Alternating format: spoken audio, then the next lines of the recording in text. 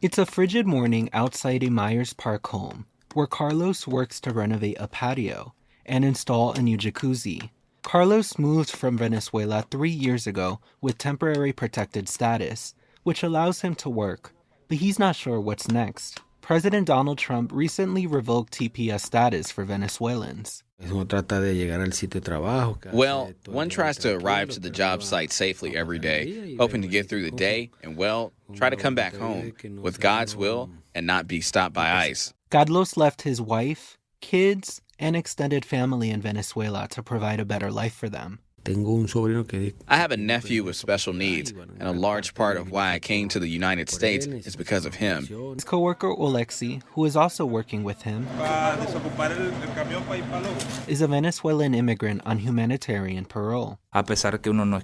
One cannot escape hearing the rumors in the street. The situations in different parts of the country are a strong blow because the construction industry is mostly kept afloat by the hands of immigrants. Trump's promise on mass deportations is stirring fear in the construction industry. Around 30% of construction workers in the United States are immigrants. Here in North Carolina, it's about a quarter. It being a little rough to try to find those guys because nobody's willing to get in the cars and drive. Nobody feels safe. That's South Carolina's President Carlos Calzadilla. His company focuses on building outdoor living spaces in the Charlotte area.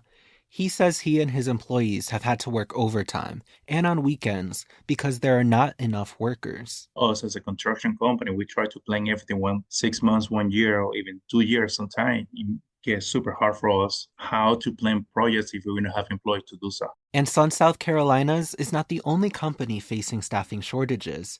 About 20% of the country's construction industry workers are undocumented. But Trump's deportations, such as plans to throw out immigrants on TPS or those with temporary status because they came as children, threaten to go beyond that, removing many workers laboring legally as well. If the deportations actually happen, not only are you going to get sort of higher no-show rates, but you're going to have more and more firms that don't have enough people to bid on construction projects. That's Brian Termail of Associated General Contractors of America.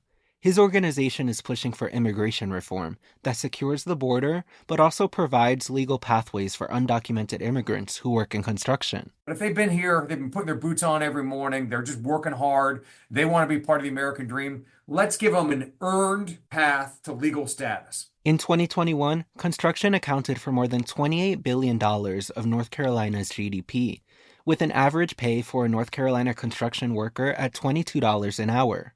Construction worker Oleksi says a legal pathway for immigrants that requires them to pay taxes can benefit the United States. Look for a way to give legal status to the immigrant workforce.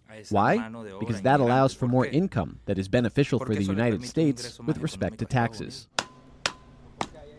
Federal policy is uncertain, but this morning, Carlos and Oleksi have a patio to finish, to provide for their wives and their children. Julian Berger, WFAE News.